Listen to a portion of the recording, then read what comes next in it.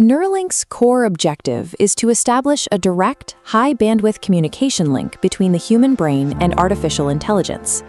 Looking at current brain-computer interface trials, like this patient wearing an EEG cap, we see the medical potential for restoring motor function. But the technology also carries risks of surgical complications, mental overload, and the creation of a neuro-elite class. These challenges raise a central question about the psychological profile required to willingly shoulder this level of existential risk. Musk's tolerance for world-ending stakes operates as a deeply ingrained psychological survival mechanism.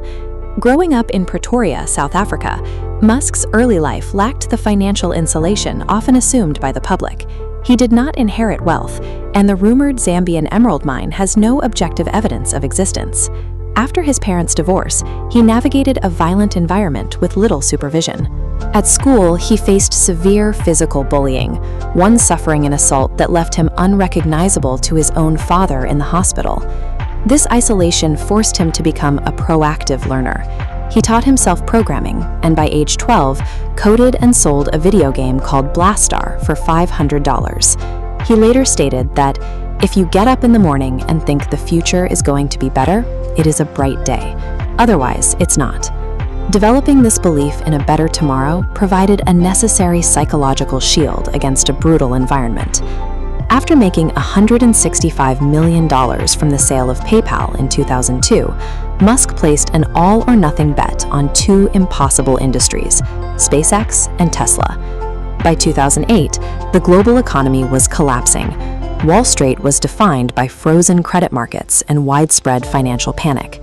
The legacy auto industry was especially hit.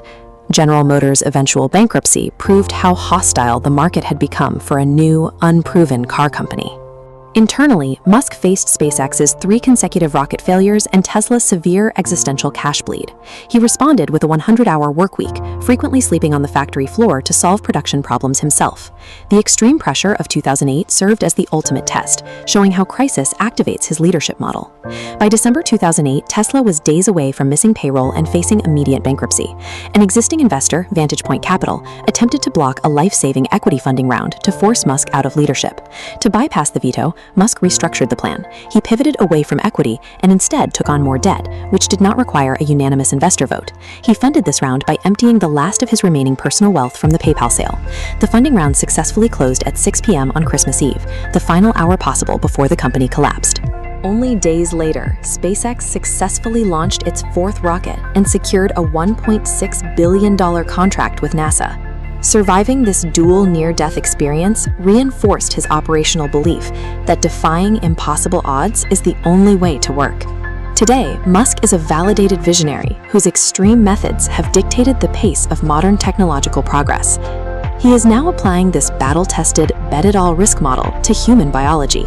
This diagram shows the two-way data highway of a brain-computer interface. While it allows for mental commands to external devices, it also allows for inward data enhancements. This inward path introduces specific threats, such as cognitive overload, identity disruption, and the vulnerability of mental privacy. Going bankrupt with an electric car company carries financial stakes, but the scale of failure changes when dealing with fundamental damage to human cognition. Musk's crisis-driven leadership is a tool built to push humanity forward, but it carries the inherent risk of cutting us in the process.